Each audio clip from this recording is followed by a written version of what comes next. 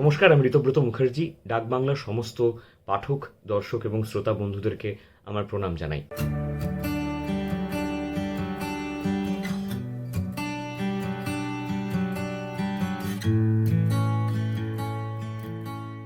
International women's day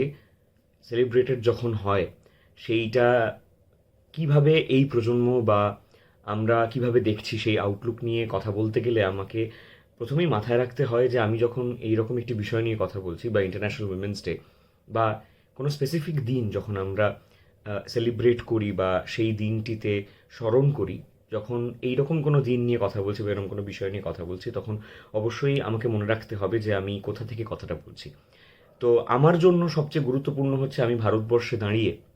international women's day নিয়ে যখন কথা বলবো বা এরকম একটা দিনকে চিহ্নিত করা নিয়ে কথা বলবো, তখন প্রথমেই বলতে হয় যে আমি ব্যক্তিগতভাবে বিশ্বাস করি যে অবশ্যই একটা দিন, ঠিক যেরকম আমাদের প্রতি বছর জন্মদিন আসে, নতুন বছরের একটা সূচক হিসেবে, একটা মার্কার হিসেবে আমরা একটা করে দিন বেছে নিই প্রতি বছর, ঠিক সেরকমভাবে প্রতিটা ইভেন্টের জন্য উই হ্যাভ সেপারেট ডেজ। এবং অবশ্যই it does not limit our celebrations or our participation to one single day. আমরা একটি দিনকে বেছে নিচ্ছি বলে এমন নয় যে আমাদের উদযাপন বা আমাদের স্মরণ বা আমাদের শ্রদ্ধা জ্ঞাপন সেটা একদিনে সীমাবদ্ধ থাকবে। সেটা আমার ব্যক্তিগত মত যে ৩৬৫ দিন ধরে, সারা বছর ধরে আমাদের কাজে, আমাদের ভাবনায়, আমাদের মননে সেটার একটা প্রতিফলন দেখা যাওয়া উচিত।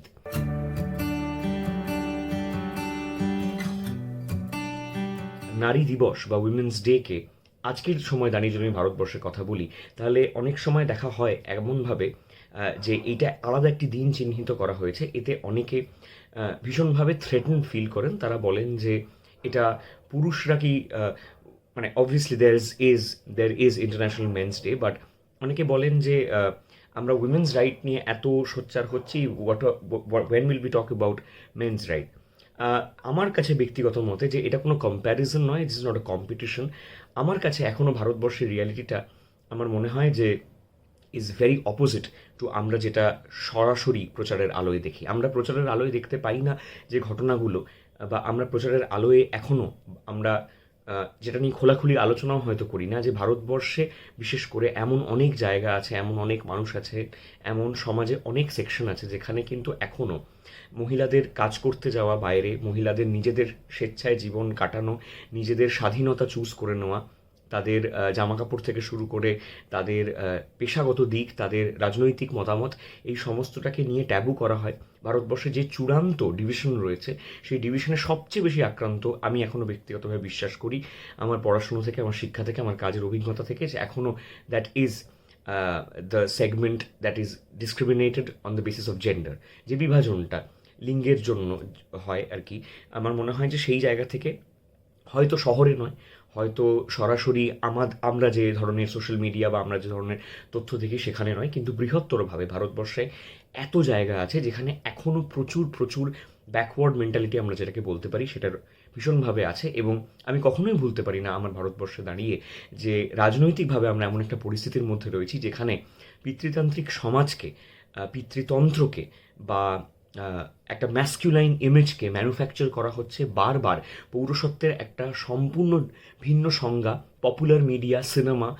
অ্যাডভার্টাইজমেন্ট রাজনৈতিক পরিসরে সাংগঠনিকভাবে আমাদের সামনে তুলে ধরা হচ্ছে, যেখানে দাঁড়িয়ে প্রগ্রেসকে বা প্রগতিকে আমরা ক্রমশ পিছনের দিকে নিয়ে চলে আসছি। সেই রকম একটা জায়গায় দাঁড়িয়ে আমার মনে হয় প্রাতিষ্ঠানিকভাবে, যেহেতু আমি বিশ্বাস করি না যে রাষ্ট্রীয় কোনোভাবে কোনো স্তরে শুধুমাত্র প্রচার বাদ দিয়ে আসলেই কোনো মুভমেন্ট হচ্ছে, আমি মনে করি যে সমস্ত নন গভর্নমেন্টাল অর্গানাইজেশনসরা, যে সমস্ত সংগঠনরা, মানুষরা, সোশ্যাল অ্যাক্টিভিস্টরা, যে সমস্ত আর্টিস্টরা বিভিন্নভাবে জেন্ডার ইকুয়ালিটি নিয়ে কথা বলছেন, যে সমস্ত এই সমস্ত মানুষ যারা ক্রমাগত সারা বছর কাজ করছেন, শুধু একটা দিন নয়, তারাই আসলে অগ্রণী ভূমিকা পালন করছেন। এবং তাতে যদি একটি দিন দরকার পড়ে,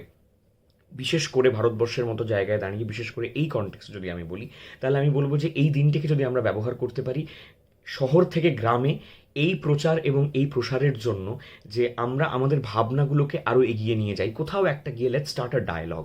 আমি কুর্নিশ জানাই সেই সমস্ত মানুষকে যারা শুধুমাত্র এই একটি দিনে এই কাজকে সীমাবদ্ধ রাখেন না, বরং সারা বছর তাদের কাজটাকে ছড়িয়ে বিভিন্ন মানুষের কাছে পৌঁছে দিতে পারেন। সেই সমস্ত মানুষদেরকে আমি সত্যি কুর্নিশ জানাই। আপনারা এই কাজটা করে যান, কারণ আমি শুরুতেই যেটা বললাম যে আমি ভুলতে পারি না যে রিয়ালিটিতে আমি দাঁড়িয়ে আছি, সেই রিয়ালিটিতে এখনও কীভাবে পিতৃতন্ত্র সব সময়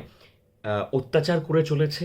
একরকমভাবে অস্বস্তিকর পরিবেশ তৈরি করেছে। হয়তো সরাসরি নয়, অ্যাক্টিভলি নয়, প্যাসিভলি একটা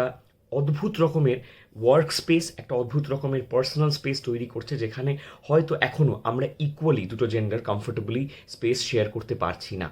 আবারও বলছি, এটা রুল নয়, এটা এক্সেপশন নয়, কিন্তু এটা একটা সামগ্রিক চিত্রের কথা বলছি আমি। সেই চিত্রটার দিকে তাকিয়ে আমাদেরকে মাথায় রাখতে হবে যে আমরা ডেফিনেটলি একটা দিন বেছে নেব, আমরা সেই দিনটি স্মরণ করব, সেলিব্রেট করব, সেই দিনটায় আমরা অনুষ্ঠান রাখবো, কিন্তু সেই অনুষ্ঠানটা ঠিক যেন বাকি বিভিন্ন দিনের ক্ষেত্রে যেরকম হয় যে ওই একটা দিনেই আমরা শুধুমাত্র সেলিব্রেট করি। আমার মতে এইরকম একটা সময় দাঁড়িয়ে যখন আমার দেশের রেসলাররা, মহিলা প্লেয়াররা, যারা ইন্টারন্যাশনাল প্লেয়ার্স, তারা রাজপথে তাদেরকে মার খেতে হচ্ছে, সেই রকম একটা সময় দাঁড়িয়ে আমার মনে হয় যে আমাদেরকে এই কথাগুলো বলতেই হবে এবং সারা বছর ধরে বলতে হবে। নমস্কার।